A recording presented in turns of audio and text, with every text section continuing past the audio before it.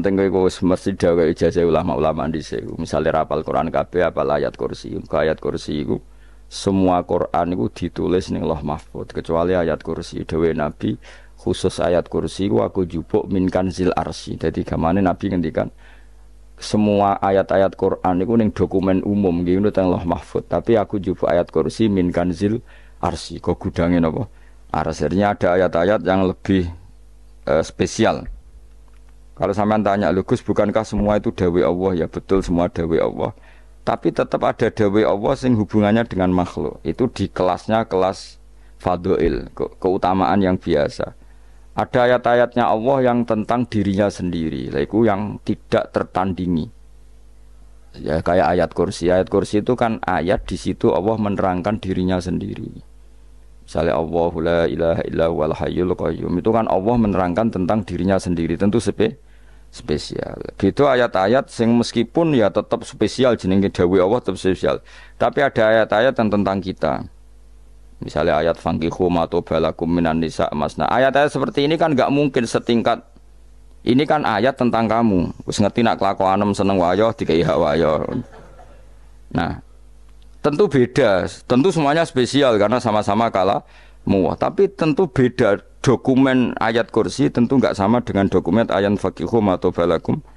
Maka Nabi ngendikan ayat kursi ini bahkan saya ngambilnya min kanzil arsy. Jadi spesial sehingga terus kita dilatih guru-guru kita ngapal ayat kursi. Kan ora lucu misalnya wiridan ning tahlilan faqihu atau balakum menan terus lucu to. Tahlilan kok ngono iku piye ngono. Aneh-aneh, gue mikir tuh, senangnya buat antoh, masa ayat Quran kok beda-beda, goblok kandhanane angel, gue cuman. Jadi kayaknya gue wis ngaji malah bayi. Jadi ono ayat fawadil, maksudnya ayat-ayat sing umumnya terkait kita, ayat-ayat sing spesial karena nerangkan Allah, tentu beda. Saya punya ayat yang bahkan dokumen itu tak ambil dari kanzil arsy katanya ini. Dan tidak ada nabi yang dikasih itu kecuali saya. Itu nabi begitu bangga semenang. Nabi maca ayat kursi. Sehingga tradisinya ulama, semua anak cucunya, semua umatnya dilatih ayat kursi. Dan itu memang spesial coba. Saya kalau baca ayat kursi, saya kalau mau tidur itu mesti baca ayat kursi. Nunggu mboten saged ilm nek gak maca ayat kursi. Nggih maca teng lisan, nggih maca teng ati setiap saat. Mergo mangsa kok pancen luar biasa. Allahu ta Allah iku Allahu la ilaha illa huwal hayyul qayyum. Al hayyu zat sing urip. Mergo sing gampang bedakno Allah mbek Nabi Isa, ambek berhala, ambek semuanya yang disembah selain Allah adalah kehidupan. Kita gampangane tau ngidolakno Isa kaya apa, tapi akhirnya kecewa nak dianggap pangeran. Mergo nyatane cara mereka pun Isa mati disalib. Utawa cara Islam Isa iku diangkat. Di itu objek, apapun hebatnya Isa diangkat, diposisikan di langit, di kerennya apa? Jenenge di itu objek, berarti yang keren adalah subjeknya, yaitu Allah Subhanahu wa Ta'ala. Terus kita ini sebagai orang itu punya ketakutan. Nak pangeran mati ku piye? Nak kowe mati kan gak punya akibat apa-apa. Srengenge tetap baik-baik saja. Sistem falak galaksi baik-baik saja, sistem alam baik-baik saja. Wong sing mati kuwe bayangno nek sing mati pangeran. Maka ketakutan seorang mukmin adalah apa? Punya Tuhan yang mati. Kemudian itu diobati bahwa Tuhan kamu itu Tuhan sing aman, al-hayyu sing selalu hidup. Kemudian disifati lagi al-qayyum. Apa artinya hidup kalau bergantung orang lain, bergantung makhluk lain? Itu gak keren, karena bergantung itu gak keren. Al-qayyum yang Allah itu zat yang berdiri sendiri. Oh itu kan terus sempurna. Lho kula maca ayat kursi sopan. Bejane Gusti kula maca ayat kursi. Kowe ora maca iku kasihate mbahmu. Bocah kok. Oh, bocah ora bakat wali. Teke wis elek. Kabeh dimaterekno. Kasihate opo nek maca ayat kursi? Kasihate mbahmu ngono. Jimat ya seneng. Kulo ora seneng. Maksudnya ku, tapi mbok gedhingi teman-teman ora oleh pancen rezekine kadal jimat kebi. Sing iso ngatur rezekine wong sapa? Wis keben, muga disepuro pangeran. Ra disepuro ora apa-apa, kelakuan kok ngono iku piye. Wis terserah pangeran ae. Jadi Allahu la ilaha illa huwal hayyul qayyum. Kemudian setelah hidup, itu bisa saja gak peduli kita karena pas ngantuk atau pas tidur. Terus disifati la ta'khuduhu sinatu walana. Dan zat yang hidup itu tidak pernah ngantuk, tidak pernah tidur. Akhirnya kita ini nyaman, punya Tuhan yang spesial, yaitu hidup dan berdiri sendiri, tidak ngantuk, tidak tidur. Terus budi lahu ma fis samawati wa ma fil ardh. Ya, dan miliknya Allah semua yang ada di langit dan bumi. Keren. Kita ini butuh air, butuh apa saja, dan itu milik Allah. Coba kalau milik manusia, sama nak loro ning rumah sakit itu, oksigen larang ngono. Padahal kowe nak ra loro, oksigen di mana-mana gak tahu bah. Jadi kita seneng. Alam raya milik Allah kita seneng karena alam ini milik zat yang enggak butuh alam raya sehingga kita yang make. Allah bikin air, Allah enggak butuh minum. Allah bikin padi enggak butuh makan. Dia bikin semuanya untuk kita. Padahal itu kita enggak ikut punya. Akhirnya seneng mbek pangeran. Cek apike jenengan Gusti gawe ra melok nganggo. Sing nganggo kita-kita ini. Coba aku ora roh gawe rokok gunane apa ora roh. Ya gunane pekerjaan Gus, menyerap tenaga. Ya saudi-unimu. Sementing kowe roh gunane rokok. Paham nggih? Roh gunane rokok roh carane mandorot kanggo kowe. Dadi padha roe lah sementing. Ya ora apa-apa ta. Kulo nu seneng mbek guyone kiai-kiai ini. Pancen ra ono wong pinter guyon koyo kiai. Wis kulo wingi nekani acara resepsi teng Kudus teng keluarga sarang keluargane Lek Lukman. Sing ngisi Habib Umar sama Mutahar. Semua nang jadi guyonane ning kiai-kiai ora wis kiai-kiai kabeh termasuk Habib Umar. Ada orang kiai rokok. Ini cerita anekdot. Ada kiai rokok. Rokokan ngarepe dokter. Pak Yai kalau rokok terus nanti kalau mati gimana? Gampang saya bawa korek. Sing kiai dhewe maksudnya iku nak mau rokok terus mari mati. Kiai ini yang ngerti maksudnya dokter ngono. Tenang dok, sama si bawa korek. Maksudnya nak rokoknya mati karek Jumat. Jadi gak sambung apa? Nak guyonane Habib Umar, saya sering membaca bahayanya rokok. Saya baca itu. Setelah baca, saya berhenti membaca. Wangan pikirannya setelah membaca bahaya rokok berhenti rokok. Saya sering baca buku atau apa tentang bahayanya rokok. Setelah saya tahu berhenti membaca. Semua spesial. Seneng kalau niku bisa nikmati, seneng putune Rasulullah, seneng guyon. Jadi seneng itu gak kudu mewah, apa? Lah kowe seneng ngenteni di Alphard malah kesel to. Wah, jadi kalau nunggu di grup kata lah, kiai sing seneng guyon, sing sering. Mereka kalau khawatir saya umat ini punya kenikmatan lewat jalur maksiat. Mulane kula seneng nek kiai seneng guyon, bukan seneng papanya. Umat ini punya kesenangan yang tidak maksiat. Itu saja. Ya tentu ada kiai-kiai yang milihnya ada guyon supaya orang enggak uraan ya bagus. Wes penting ikhlas. Wes syaratnya kabeh iku penting napa? Ikhlas sudah ikhlas. Ya ora kudu spesial ikhlasmu ya ikhlas biasa lah. Kelas-kelas terilah sementing napa? Ikhlas. Saya sering baca bahayanya orang rokok. Setelah saya tahu bahayanya, maka saya berhenti baca. Wong kaget kabeh. Mergo pikirane wong wis berhenti. Rokok ternyata. Mulai saya sering baca bahayanya orang miskin. Setelah tahu bahayanya, berhenti merasakan kemiskinan. Jadi saya tahu bahayanya neraka. Setelah tahu bahayanya neraka, maka saya berhenti.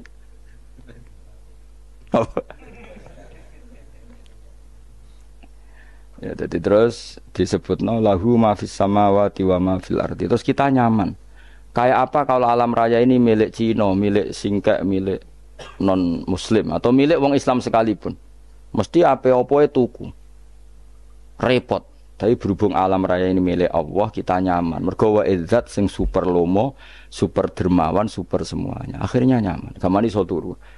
Lan kula nang rumah ayat kursi ora iso turu, pe turu. Kan ya maca lesane nggih ati kula maca.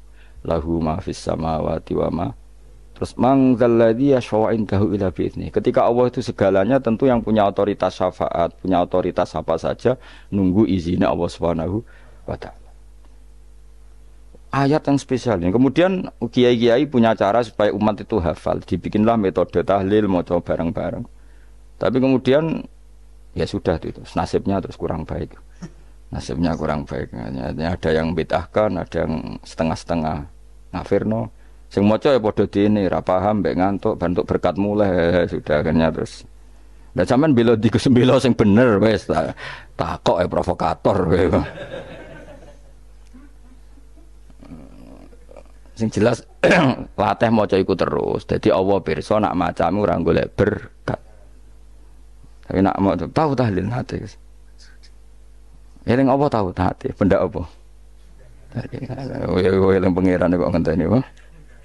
Allah, iku tunggale. Tahu muni alhamdulillah nate napa nak permangan lho. Muni alhamdulillah kok ngenteni permangan bocah kok ora karu-karuan. Wong ora bakat wali kok teke wis elek. Jape wis keliru terus. Masih wong khusuk lah, ora bakat wali, khusuk tok tapi wis ruwet, uripe ku ruwet. Lahu ma fis samawati wa ma fil ardi man dalladhi yash'indahu illa ya'lamu ma baina aydihim wa ma khalfahum. Dan Allah tahu apa yang di depan kita, di belakang kita. Terus kita lagi-lagi nyaman. Kayak apa misalnya kita yang lemah ini tidak dalam pengawasan Tuhan. Jika mana kalau misalnya dia anak cilik, anak itu tidak nyaman kalau ketika main gak didelok wong tuane karena dia tahu ada hal-hal yang dia tidak bisa menggapai dan butuh setiap saat pada orang tuanya untuk membantu menggapai itu. Jadi anak masih seneng dolanan, sukanya diperhatikan tetap. Nah kita ini seneng sekali. Main yang dunia ini pengiran diperhatikan Allah Ta'ala karena Allah selalu tahu kita. Jadi terus nyaman. Jadi semua ayat itu menjadikan kita nyaman. Nanti kajian Nabi ora sare sedurunge maca ayat kursi, ora sare sedurunge maca surat Musabbihat. Dan saya dalam banyak hal niru itu. Nabi urung sare nek ora maca surat Hasr. Nah aku ijazah iku kowe ora mungkin surat Hasr ning juz pira wae kira roh kok dijazahno. Sing iku lho sing diakhiri suti law anzalna hadzal qur'ana ala jabalil la ra'aitahu khashi'am. Itu tapi kok malah kok ngarep subhanallahi ma fis samawati wa ma fil ardi wa huwal azizul hakim. Terus waladhi akhrajal ladzina kafaru min ahli kitabim. Ya bener subhanallah ma fis samawati wa ma fil ardi terus. Tak terusnya terus waladhi akhrajal ladzina kafaru min ahli kitabim min diyarihim li awalil hasr. Ma dzanantum ayakhruju wa dhannu annahum mani'atum husunuhum min Allah fa'atahum tak terusnya serang rapal. Jadi akhirnya ya itu tadi. Terakhir apa? Ya'lamu ma baina aydihim wa ma khalfahum wala yuhituna bi syai'in min ilmihi illa bima. Dan seseorang itu tidak punya ilmu kecuali dengan kadar yang dikehendaki Allah. Bahwa kita ini selalu objek. Punya ilmu ya dikasih, punya rezeki ya dikasih, punya apa saja di. Sehingga status kita makhluk, statusnya Allah khalik, statusnya Allah itu memberi, statusnya kita hanya penerima. Itu bahkan termasuk bab ilmu. Bab ilmu itu tahunya kita ya hanya diberi illa bima sa'atus wasya kursiyus samawati wal ardo, dan kursinya Allah itu meliputi langit bumi sehingga kita tahu wah keren.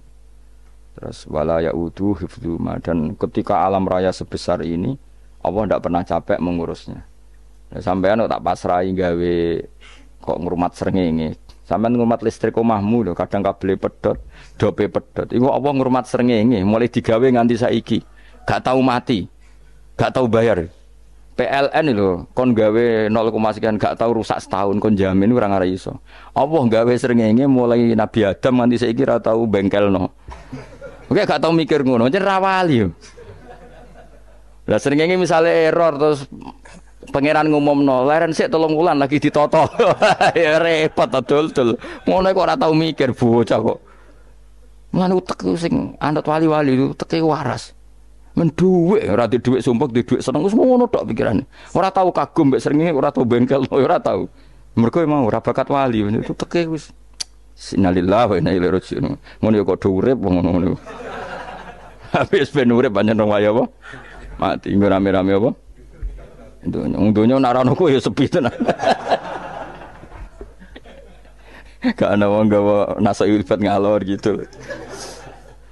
Ngaji sepeda dibayar kok paham yang mulai apa yang mulai nggak takut ibu curi barang mau kaji mau Gus Pak nerang nopo delok rekamane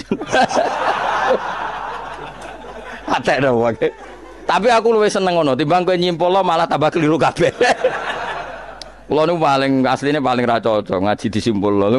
Uteke beda kok nyimpul lho terus piye.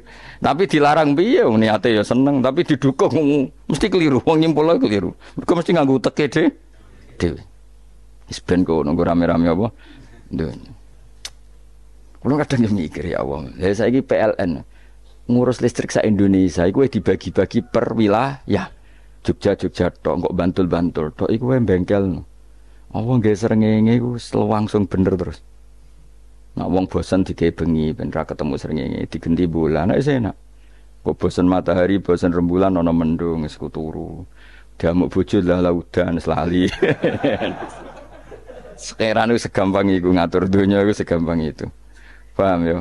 Jadi enak lah pokoknya urip wis enak, pokoke kabeh anut pangeran wis enak. Wala yautu khifruhuma wa huwal alil azim terus turu. Semun Gusti kula tak tilem seteng donya baik-baik saja. Sowan nang mbek pangeran. Lah maca ngene kok ngenteni kundangan. Kok kon dadi wali kuwi. Lah sing ora hafal ayat kursi terus ngritik. Ora hafal. Bid'ah ngono. Wis apal lose wis darah dibitalas penting kowe hafal ayat kursi sik. Apal? Ndak. Ya kayak apal sih terus lagi bid'ah ora apa-apa. Dadi mergo ngono. Kayak kula misale bid'ah ora untuk bener, mergo ora tahlilan lah yo maca.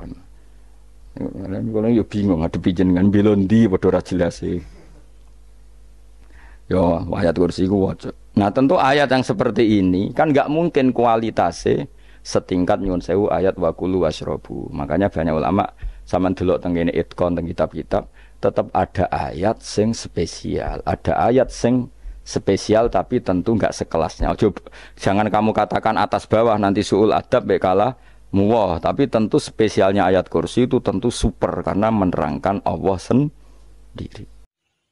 Sifatnya orang baik yang di Quran itu kita pelajari, lalu kita tiru. Misalnya sifatnya orang baik termasuk apa itu? Ala inna auliya Allahi la khaufun alaihim wa lahum tidak pernah punya rasa takut, rasa gelisah, itu harus kita tiru. Karena kalau kita punya rasa gelisah itu biasanya lama-lama agak ridho, mbek kodok, qadar. Itu kudu ceria. Lu kula sebagai manusia sering susah, tapi saya paksa, susah itu saya hilangkan. Karena kalau saya rasakan susah terus, lama-lama saya agak ridho, mbek kodok, qadar. Makanya saya paksa, seneng tak paksa. Sesuai kulino. Nanti kalau saat ini kira iso susah. Di murid kira jelas sudah iso susah. Sangking apa? Nah kiai kan susah. Aku di murid wakil. Setua pikir tak air serat jelas. Goblok cara aku kiai ngono. Ora usah ngono. Zaman akhir ono wong ngaji go kitab ku hebat. Ono ngrungokno ngaji ku hebat. Ono ora paham tekone majelis ku hebat. Lah nek paham teko kan wajar. Kira paham kok teko kan luar biasa. Nak ono penikmat ngaji paham biasa, ini gak paham kok teko. Wayo guyu iso. Wayo hebat. Nak ono menteri dilantik guyu wajar, ora menteri rapo kok guyu. Iku kemungkinane loro, saking waline saking gedenge wis moro. Pokoke seneng ibadah. Mergo sifate wali iku la khaufun alaihim walam, ndak ada rasa takut, ndak ada rasa susah. Lho kula sebagai manusia kadang ya khawatir. So anakku nasib piye, putuku nasib piye. Tapi aku anggereling saya ada ya karena Allah. Dan saya punya rezeki karena Allah. Orang lain di sana banyak orang kaya, padahal gak anakku. Berarti yang menciptakan kaya itu tidak saya. Buktinya orang lain yang gak anak kita kaya banyak, sukses banyak. Kenapa kita menjadi seakan-akan pelaku sejarah? Kadang orang kan berpikir, anakku nara tak tinggali warisan ku piye. Padahal banyak orang tidak punya warisan ya kaya. Karena kita ada siapa-siapa. Di depan aturan Allah kita ada siapa-siapa. Nah ketika rahmat Allah tidak terbatas, ya sudah anak putuku ya tetap pangerane Allah. Engkau cicit-cicitku pangerane Allah. Selama pangerane Allah, Allah itu al-kafi, zat yang mencukupi. Allah ar-razik, zat yang memberi rizki. Kenapa agama ini tidak bisa mati? Karena Allah itu al-hadi. Saya kalau baca Asmaul Husna itu sampai nangis. Aku ramakomi. Carane ngene tak warai sithik iku duniru. Peksa nek iso niru peksa. Allah itu kalau punya sifat itu namanya sifatun lazimatun, sifat yang berkelanjutan dan permanen. Karena Allah itu al-baqi, zat sing bakok, sing terus menerus. Ketika Allah mensifati dirinya ar-razik, zat yang memberi rizki, maka mulai Nabi Adam sampai kiamat orang akan dapat rizki. Karena yang punya sifat itu Allah, bukan menteri keuangan. Ketika Allah mensifati dirinya Al-Hadi yang memberi petunjuk, maka agama ini pernah ditinggal akramun nas, khairun nas itu Rasulullah. Pernah ditinggal sahabat khairul qurun. Pernah ditinggal wali songo. Saiki agama dicekel mudin. Katakan dicekel kemenak sing ngurusi agama mergo digaji. Dicekel mubalek sing ngomong buanter agama mergo salami template. Tetep mlaku. Padahal sing nggawa ora ono sing ideal. Utawa dicekel wong ikhlas ngene iki, tapi ya ngene-ngene iki wae. Tapi agama tetap jalan karena Allah Al-Hadi yang memberi petunjuk itu Allah. Jika apapun kasusnya dunia ini agama tetap jalan.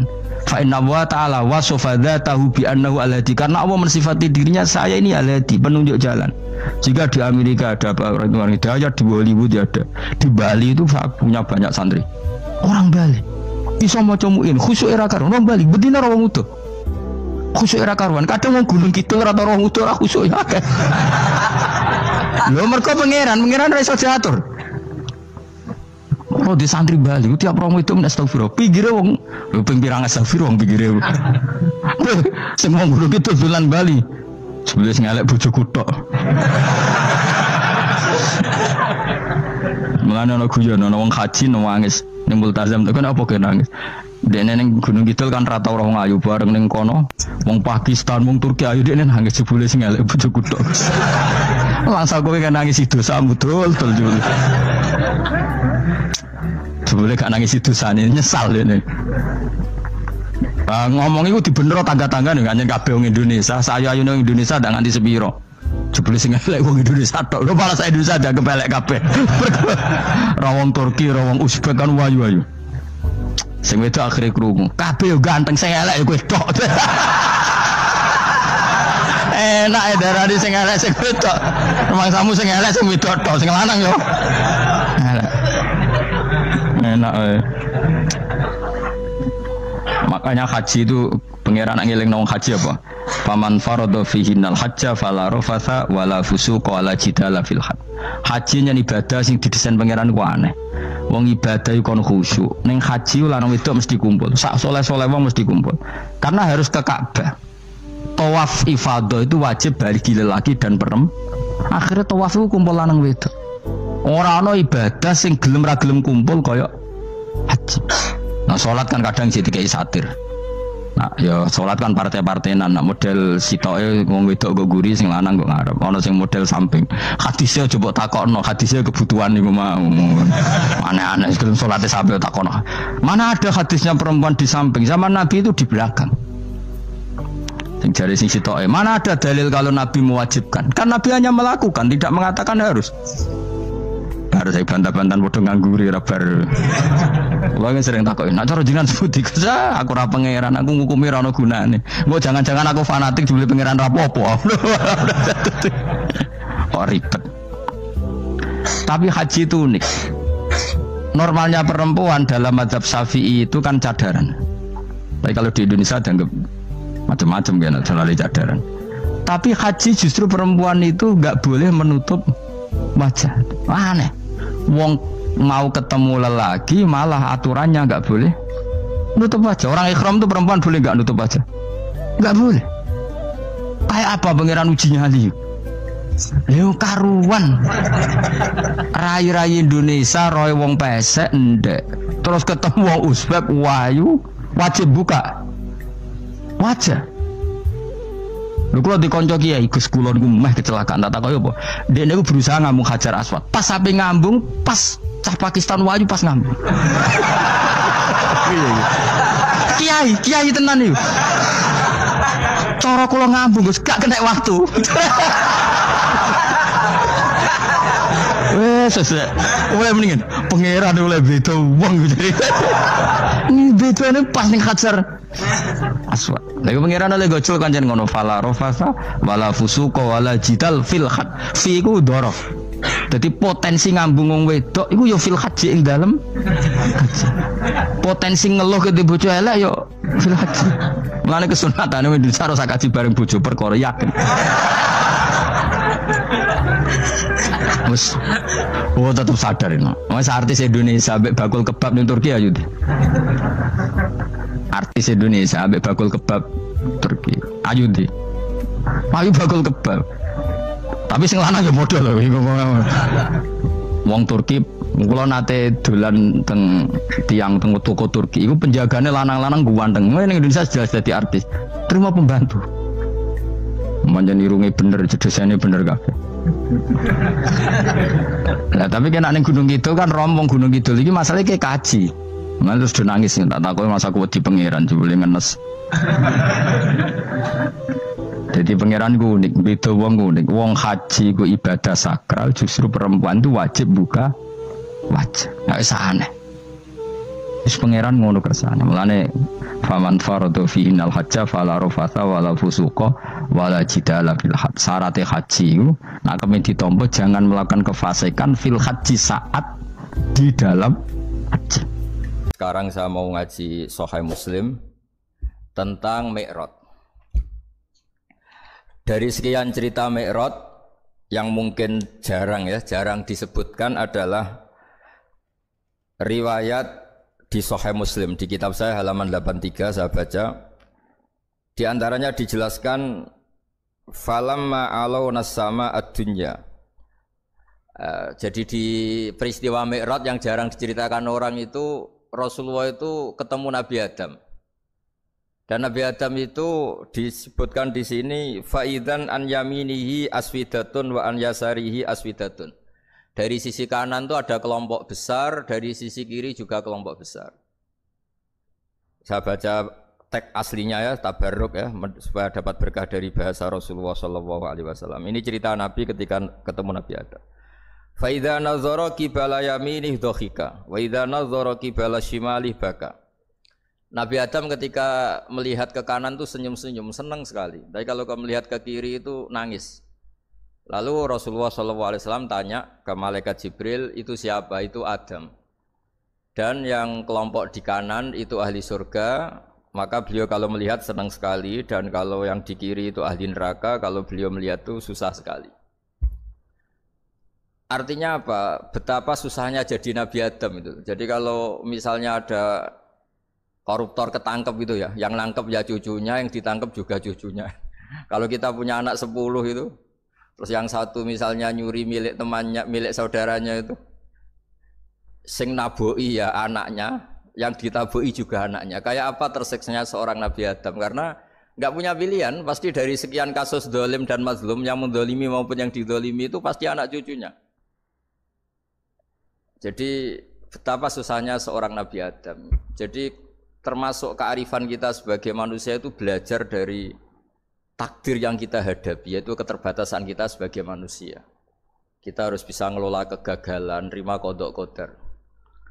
Makanya kata Mbah Mun, abahnya Gus Hasin itu sering cerita ke saya, iman itu paling dhuwur itu iman kodok kodar, khairihi wa syarrihi minallah. Kita harus punya kesiapan iman khairihi wa syarrihi minallah. Bahwa segala kebaikan, segala syar itu sudah digariskan oleh Allah Ta'ala. Kita bisa apa sebagai manusia? Jadi pertama Nabi Muhammad ketemu di as-sama'i dunya, langit paling dekat, itu ketemu Nabi Adam dengan kondisi seperti tadi. Kalau melihat ke kanan itu senyum, karena itu anak-anak beliau, turunan beliau yang ahli surga. Kalau melihat ke kiri itu nangis, karena itu cucu beliau yang ditakdir tidak jadi orang baik.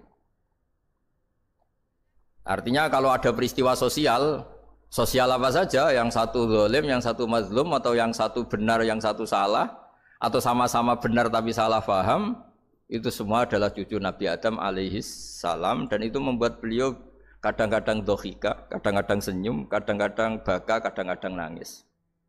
Jadi itu yang menjadikan tambahnya arifnya Rasulullah SAW. Saya teruskan.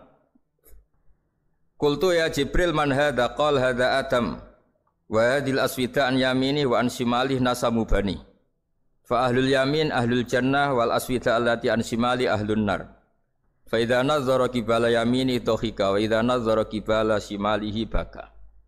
Itu seperti misalnya kita punya anak 5, yang satu sukses jadi profesor doktor atau jadi orang alim, yang satu sekolah saja agak naik, misalnya sudah agak naik, ngentekno dunya itu nghabiskan harta itu kan.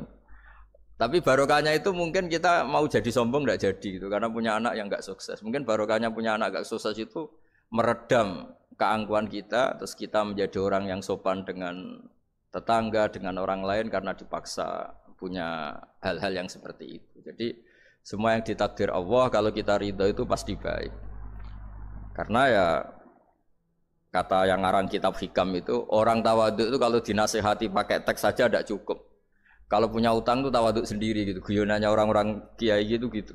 Ada orang sombong, supaya ada sombong kalau dia ketemu orang yang ngutangin itu pasti sopan sendiri. Jadi kalau dinasehati suruh sopan susah, tapi kalau ketemu orang yang ngutangin atau ketemu orang yang dia butuh pasti dengan sendirinya sopan sendiri. Atau ketemu orang yang menjadikan anaknya dapat pekerjaan, menjadikan keluarganya dapat job pekerjaan, pasti dia sopan sendiri karena utang jasa. Nah kalau kita pasti sopan sama orang yang ngutangi kita, yang menolong kita, apalagi dengan Allah Ta'ala yang semua yang kita pakai pasti dari Allah Ta'ala. Dengan demikian sudah keharusan kita sangat-sangat sopan pada Allah Ta'ala. Yang implementasinya dengan sujud dan dengan sholat. Itu juga yang dibawa dari hasil Mi'raj. Ini saya baca teksnya ya, saya tadi jam 9 baca Bukhari di Kudus sama beberapa habaib, Alhamdulillah. Sekarang saya teruskan dengan Sahih Muslim. Termasuk kitab 6 yang paling dipakai ahli sunnah itu Al-Kutubus Sittah, yang paling pokok itu adalah Bukhari Muslim. Terus kemudian naik-naik terus ketemu Marartu bi Musa alaihi salam. Ini nabinya Bani Israel. Saya kemudian ketemu dengan Nabi Musa alaihi salam.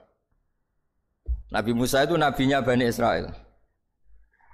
Jadi orang Bani Israel itu bawaannya itu protes. Protes itu komplain. Ketika makomnya beliau dilewati Rasulullah SAW, kelas beliau sebagai nabi, beliau nangis. Ketika nangis ditanya, "Ma yubkika, kenapa engkau nangis ya Musa?" Terus ini saya baca supaya seperti teksnya. Kata Nabi Musa, "Rabbi hadza ghulamun ba'astahu ba'di, yadkhulu min ummatihi al-jannata aktsaru mimma yadkhulu min ummati." Ini lelaki atau nabi junior, nabi yang datangnya setelah saya, mestinya senior saya. Tapi nabi ini sukses, umatnya lebih banyak masuk surga ketimbang saya. Ini yang bikin saya nangis. Jadi pikirannya Nabi Musa kalau beliau senior, beliau lebih dulu ya umatnya lebih banyak masuk surga. Ternyata enggak, masih banyak umatnya Rasulullah SAW. Dan ini gaya beliau yang suka protes itu berkah karena protesnya orang soleh. Saya ulang lagi, apa-apa kalau dilakukan orang soleh itu pasti barokah. Ketika Rasulullah dapat perintah 50 sholat, itu Nabi Ibrahim pertama yang dilewati karena di langit paling atas dibanding nabi-nabi yang lain. Itu Nabi Ibrahim diam karena beliau tidak punya tradisi protes. Semua nabi diam karena Allah memerintahkan pasti sudah bagus lah, sudah diukur kekuatan hambanya. Tapi ketika Nabi Musa, beliau orang pertama komplain. Dapat apa kamu ya Muhammad? Dapat 100 sholat, dapat 50 sholat. Apa komentar Nabi Musa? Umat saya lebih gagah-gagah, lebih keren-keren. Pernah saya uji itu tidak ada yang mampu, apalagi umat kamu. Maka kamu mintalah keringanan. Fas'alhu takhfif, kamu harus minta keringanan. Masyhur itu riwayat itu. Kemudian Nabi minta keringanan sama Allah dipotong hanya 5. 5 masih 45, dipotong lagi 5 masih 40 sampai 9 kali pemotongan. Akhirnya jadi 5 sholat. Itu satu menjadi pelajaran bahwa hubungan dengan Allah Ta'ala itu tidak perlu malu. Karena Allah itu suka kalau dimintain. Mestinya kan dipotong 5 minta lagi sungkan, dipotong lagi 5 minta lagi sungkan, tapi ternyata berkali-kali. Bahkan ketika sudah 5 itu Nabi Musa masih bilang, "Ya Muhammad minta lagi keringanan." Jadi kalau itu dikabulkan itu jadi tidak ada sholat itu kalau 5 masih minta. Nah, sampai Rasulullah itu tanya ke Jibril, "Ya Jibril, bagaimana dengan gaya komplainnya Nabi Musa?" Hiddah itu sering komplain. Jawabnya malaikat Jibril, "Ya roh hiddata." Allah tahu betul tentang komplainnya Musa dan Allah senang. Ya karena bawaan beliau begitu. Ini penting saya utarakan bahwa dalam Islam itu orang yang lemah lembut, yang samahah, Awwahun halim kayak Nabi Ibrahim itu juga Allah suka. Yang suka komplain tapi demi hak bukan demi konflik. Saya ulang lagi, demi hak bukan demi konflik juga Allah suka. Itu kita menjadi dapat sholat yang hanya 5 itu barokahnya komplainnya Nabi Musa. Karena kita yang lemah ini diukur dengan umat beliau yang kuat. Ternyata umat beliau tidak kuat. Barokahnya tidak kuat itu dipakai tolak ukur apalagi umatmu ya Muhammad. Kemudian itu yang menjadikan Nabi sebagai orang yang sangat tawaduk. Karena yang merintahkan itu senior. Meskipun kita tahu Nabi Muhammad itu Sayyidul Awwalin wal Akhirin. Tapi secara lahir, secara jusmani beliau lahir paling belakang dan secara lahir juga beliau nabi paling terakhir. Jadi secara hukum adab beliau harus sopan. Tentu sopan itu jadi panutan kita. Meskipun kita tahu hakikat beliau adalah Sayyidul Awwalin wal Akhirin. Secara hakikat. Nanti kita bicara lebih jauh tentang jusmani dan rohani. Nah akhirnya keturutan sampai 5 sholat yang kita lakukan sekarang itu barokahnya komplainnya Nabi Musa. Banyak di cerita-cerita kitab hadis. Ketika Nabi Musa ngaji sama Nabi Khidir, itu komplainnya Nabi Musa menjadi fikih yang luar biasa, kata kitab Ibnu Hajar al-Asqalani, Fathul Bari. Ketika beliau ngaji sama Nabi Khidir, kemudian Nabi Khidir itu dipinjemin perahu sama masyarakat. Sudah dipinjemin karena beliau majanan ya, dikasih gratis. Tapi di tengah-tengah perjalanan perahunya itu dilubangi. Nabi Musa komplain, akhirat tahali tukhriqo ahla, masa kamu lubangin padahal kamu naik, nanti gimana, kamu sudah pinjem, nggak bayar, masih ngerusak lagi, itu apa-apaan. Nabi Khidir cari lagi saja, ilmu kamu belum cukup untuk menganalisis ini. Begitu juga ada 3 peristiwa yang Nabi Musa itu selalu komplain. Apa yang dikatakan Ibnu Hajar al-Asqalani itu kitab yang sangat bagus sekali. Justru dengan protes itu Nabi Musa punya kelas di atas Nabi Khidir. Karena orang nggak boleh sukut alal mungkar. Karena secara fikih orang itu tidak boleh mendiamkan sesuatu yang buruk. Kita tahu dalam aturan fikih, di antara kewajiban kita adalah ingkarul mungkar. Mengingkari sesuatu yang memang harus diingkari. Ya meskipun tentu tidak dengan sikap destruktif yang merusak dan apa. Tapi yang nggak baik tentu kita ingkari. Perilaku Nabi Khidir yang melubangi perahu yang tidak miliknya, padahal yang punya perahu sudah menonton, itu perilaku yang enggak baik. Sehingga Nabi Musa protes. Justru protesnya Nabi Musa ini menjadikan beliau selalu di kelas fikih terbaik, yaitu ingkarul mungkar, mengingkari barang yang harus diingkari. Tapi tentu Nabi Khidir juga enggak salah, karena beliau punya perhitungan, di depan nanti itu ada begal-begal, ada kekuatan yang enggak baik, yang selalu akan membegal perahu-perahu yang kondisinya sempurna. Nabi Khidir punya perhitungan, kalau ibarat mobil ini spionnya kok enggak dipecah, enggak diambil, itu termasuk mobil bagus, pasti digarong. Tapi gara-gara spionnya dipecah dulu sama Nabi Khidir, terus depannya dilumuri apa supaya agak menarik, ini selamat. Jadi perhitungannya Nabi Khidir, wa kana wara'uhum maliku ya'khudhu kulla safinatin ghusba. Di beberapa tafsir diartikan safinah ay sholihah, karena di depannya nanti akan ketemu orang-orang yang dolim, yang selalu ngambil perahu-perahu yang bagus. Caranya gimana supaya perahu itu gak diambil? Ya karena mereka hanya ngambil yang bagus, ya dirusak dulu supaya gak bagus. Kalau ya gak bagus nanti lolos dari garong tadi, dari pengambilan secara dolim tadi. Jadi Nabi Khidir gak salah karena ada visi seperti itu. Nabi Musa protes juga gak salah karena memang tugasnya fikih itu ingkarul mungkar, mengingkari barang yang memang gak benar.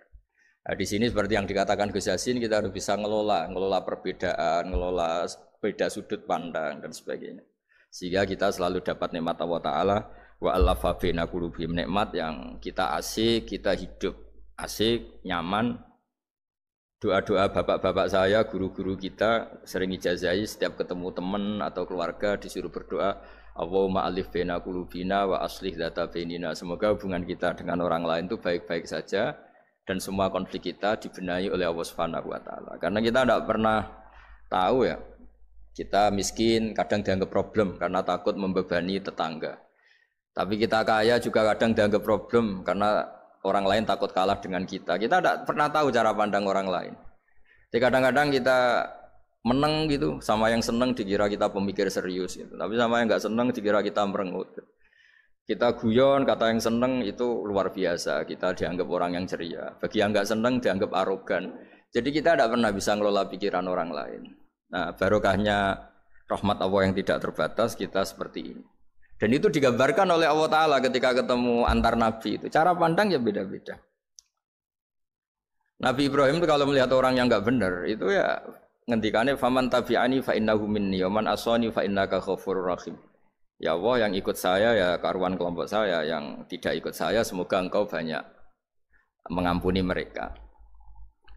Nabi Nuh beda sekali cara pandang. Nabi Isa ubudiyah murni. Ketika melihat orang yang enggak benar, beliau tidak ngambil sikap. Beliau ngendikan intu adzibhum fa innahum ibadu. Kalau engkau siksa nggih monggo Gusti, wong itu hamba-hamba jenengan, itu terserah jenengan. Wa in taghfir lahum, kalau engkau ampuni nggih monggo, jenengan yang punya pertimbangan lebih bijak. Dan itu yang dalam banyak hadis ketika Rasulullah SAW melihat umatnya di akhir zaman yang macam-macam, Nabi ngambil sikap kayak sikapnya Nabi Isa. Sebagian riwayat Nabi mengatakan fa'aqulu kama qala al-abdus soleh. Saya akan ngambil sikap kayak sikapnya al-abdus soleh. Di hadis itu diredaksikan yaitu dengan redaksi intu adzibhum fa innahum ibaduk wa in taghfir lahum fa innaka antal azizul hakim. Ya saya teruskan. Kemudian akhirnya Rasulullah SAW sampai ke Sidratil Muntaha. Wa ra'aitu Ibrahim alaihi salam wa ana asbahu waladih bih. Ketika ketemu Nabi Ibrahim, hubungan Rasulullah itu sangat emosional. Beliau yang pertama diceritakan, saya ketika ketemu Nabi Ibrahim itu senang sekali karena ternyata saya ini cucu beliau, turunan beliau yang paling mirip beliau. Jadi ini unik, dari sekian peristiwa besar, peristiwa langit, kemudian Nabi ada hubungan emosional yang luar biasa ketika ketemu Nabi Ibrahim. Pertama yang dikatakan Nabi, wa ana asbahu waladihi. Saya adalah cucu yang paling mirip beliau. Dan ini kita tahu akhirnya di semua syariat kita istilah resminya itu anit tabi millata Ibrahim hanifah. Di istilah resmi agama kita millata abikum Ibrahim, agama leluhur kamu Ibrahim. Kita ketika baca sholawat Allahumma sholli ala sayyidina Muhammad, terusannya juga kama shollaita ala sayyidina Ibrahim wa ala ali Ibrahim. Dan seterusnya dan seterusnya. Kemudian yang terakhir saya cerita secara akidah Ahlussunnah wal Jamaah yang dianut oleh Imam Asy'ari dan Maturidi. Meskipun secara lahir itu Nabi mengalami pertemuan dengan Allah di Sidratil Muntaha, tapi tetap saja kita cara pandang bahwa Allah Ta'ala itu mukhalafatul hawadis. Allah tidak bisa kamu andekan di satu tempat terus mengalami hal-hal yang kita alami sebagai makhluk. Sebab itu sirinya kenapa di surat Isra dimulai dari subhanalladzi. Allah tetap maha suci. Maha suci itu artinya terbebas dari yang kita alami. Allah selalu mukhalafatul hawadis. Allah la yahtaju ila makarin. Allah tidak butuh tempat. Allah tidak butuh waktu. Allah tidak butuh semua. Karena Allah itu qayyum. Allah itu qiyamuhu binafsihi, berdiri sendiri. Allah tidak butuh aras. Allah tidak butuh kursi. Tapi eksistensi kursi yang butuh Allah. Allah tidak butuh aras, tidak butuh kursi, tidak butuh langit. Semuanya itu berdiri karena Allah. Bukan sebaliknya Allah berdiri di atas semuanya. Sehingga kita mulai kecil diajari Allah itu siapa? Al-Qayyum. Kalau bahasa kita qiyamuhu binafsi. Selalu berdiri sendiri dan Allah itu Al-Ghaniyul Mutlaq. Enggak butuh yang lain. Di sini pentingnya selalu Nabi ngendikan subhanallah subhanallah, wiridanya tetap Allah itu maha suci, Allah maha besar, Allah maha agung, dan keagungannya diantara ditandai dia punya sifat yang tidak sifat kita. Dia punya keabadian yang tidak bisa kita miliki. Dia punya semuanya yang tidak kita miliki. Itu sebab itu dimulai subhanalladzi asra bi abdi lailam minal masjidil haram. Jadi kata subhana ini maha suci itu maha suci dari tempat, dari waktu, dari apa saja. Meskipun Allah punya adat, punya sunnah memperlakukan hambanya itu dengan logika atau bayangan yang dibayangkan seorang hambanya. Sehingga seakan-akan kita ini ya ketemu, seakan-akan kita bisa ini melihat. Sehingga di surga disebut kita ini melihat Allah. Tapi semua ahli sunnah mengatakan, tapi kamu melihat Allah itu tetap saja bila kaifin walan khisorin, tidak bisa terus menciri. Menciri itu bisa membatasi sifatnya Allah itu begini-begini, tidak bisa. Tetap Allah itu la tudrikul absar wa huwa yudrikul absar. Tapi kita bisa disebut melihat dengan kemakhlukan kita yang profan. Di surga disebut melihat, tapi bukan melihat yang kayak kita melihat antar makhluk yang terus bisa apa itu cerita detail, cerita spesifik, cerita apa tidak bisa. Tetap la tudrikul absar. Ini hebatnya ulama-ulama kita, selalu cerita Mi'raj, cerita nazar ila wa fil jannah, melihat Allah di surga, tapi bersamaan dengan itu selalu cerita Allah itu mukhalafatul hawadis, Allah itu laisa kamislihi syai'un. Jadi terima kasih Gajang utamanya pada Gus Yasin dan yang membantu semuanya. Barokahnya kita ketemu bisa ngaji, supaya barokah saya baca teks aslinya di hadisil Isra, karena tadi saya jam 9 sudah baca Bukhari. Ini supaya dapat berkah, saya ini baca Sahih Muslim. Sekian dan semoga barokah. Assalamualaikum warahmatullahi wabarakatuh.